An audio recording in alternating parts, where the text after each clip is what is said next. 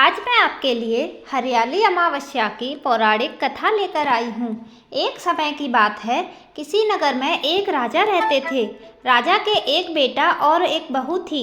एक समय छोटी बहू ने राजा के कक्ष में रखी हुई सारी मिठाई खा ली और राजा के पूछने पर बोली कि यह मिठाई तो चूहे खा गए। चूहों ने देखा कि इस छोटी रानी ने हमारा झूठा नाम लगाया है, इसका सच सब हम सबके सामने लाकर रहेंगे। कुछ दिनों बाद राजमहल में कुछ मेहमान आए। राजा ने उन्हें अतिथि कक्ष में ठहराया। चूहों ने सोचा यही सही समय है छोटी रानी का सच सबके सामने लाने का। रात्रि के समय चूहों ने छोटी रानी के कपड़े ले जाकर अतिथि के कक्ष में रख दिए। सुबह हुई तो नौकरों ने देखा कि छोटी रानी के कपड़े अतिथि के कक्ष में रखे हुए हैं। धीरे धीरे यह बात पूरे राजमहल में फैल गई। जब राजा को यह बात पता चली तो राजा ने छोटी रानी को महल से निकाल दिया। छोटी रानी हर रोज पीपल के पेड़ के नीचे एक दीपक जलाती थी और ज्वारे बोती थी। एक दिन जब राजा शिकार से लौट रहा था तो उसने रास्ते में देखा कि बाड़ी के पीपल के पेड़ के नीचे कुछ जगमगा रहा है। राजा ने अपने सैनिकों से कहा कि जाओ और उस पेड़ के नीचे बैठकर देखो कि वहाँ क्या जादू हो रहा है। राजा के सैनिक गए और पीपल के पेड़ पर चढ़कर बैठ गए। रात्रि में उन्होंने देखा कि वहाँ रखे कुछ दीपक आपस में बात कर रहे हैं।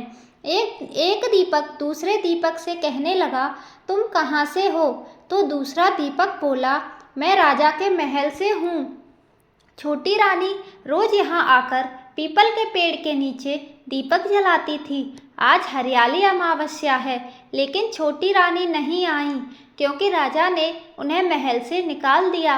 तब दूसरे दीपक ने पूछा, राजा ने छोटी रानी को महल से क्यों निकाला? तो राजा के महल का दीपक बोला, छोटी रानी ने एक दिन राजा के कक्ष में रखी मिठाई खा ली और चूहों का झूठा नाम लगा दिया था।